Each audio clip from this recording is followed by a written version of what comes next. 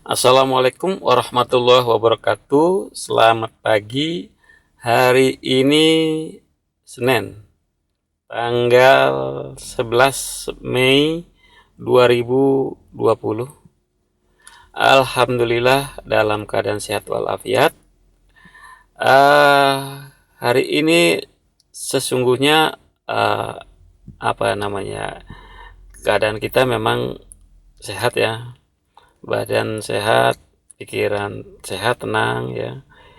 Kemudian sepertinya apa namanya ya, tidak terlampau uh, pusing gitu ya, tidak terlampau memikirkan harus ini, harus itu, harus punya ini, harus punya itu, tidak ya.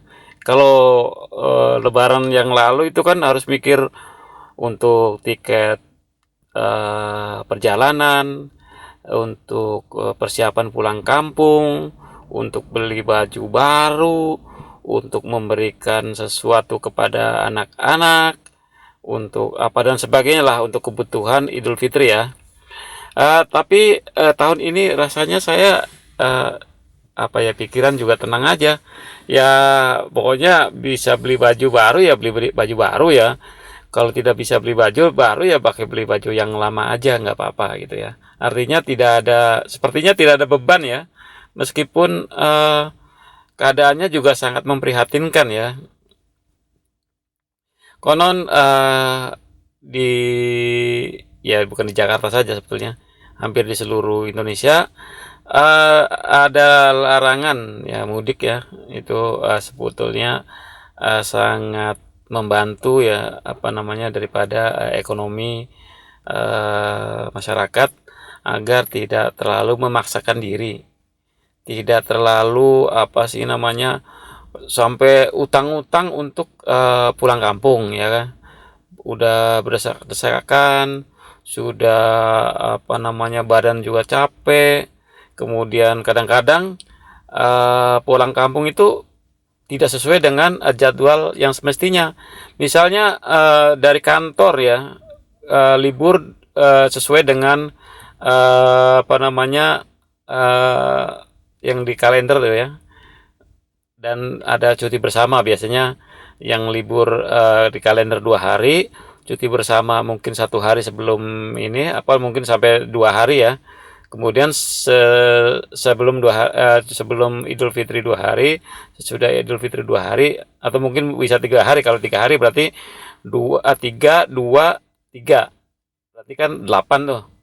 Tuh kadang-kadang sudah 8 hari libur masih juga bolos. Artinya karyawan itu dengan berbagai alasan di kantornya, dengan apa namanya kemacetan lah, dengan tidak dapat pesawat lah, apa namanya tiket lah, tidak mendapatkan tempat duduk di apa namanya di bis lah, di kereta lah, seperti itu ya.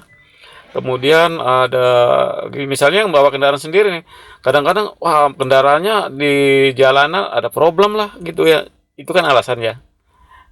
Dengan adanya larangan mudik ini sebetulnya kita ambil hikmahnya saja, kita ambil manfaat kebaikannya ya. Jangan berpikir yang negatif ya. Jangan berpikir apa namanya keburukannya saja, tapi kita harus berpikir ada juga manfaatnya, ada juga kebaikannya. Pertama itu tadi, dalam masa PSBB ini tentu saja banyak hal yang sekiranya di luar dugaan ya, di luar doa. Ya Allah ya Rabbi.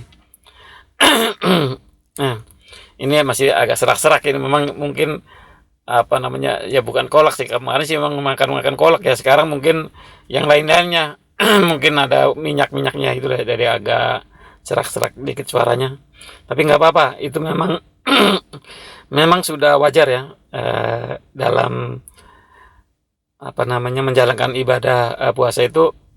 Kalau nggak sakit kepala, sakit perut, kemudian tenggorokan agak kering ya, agak apa sih namanya, suara-suara juga agak agak serak gitu ya.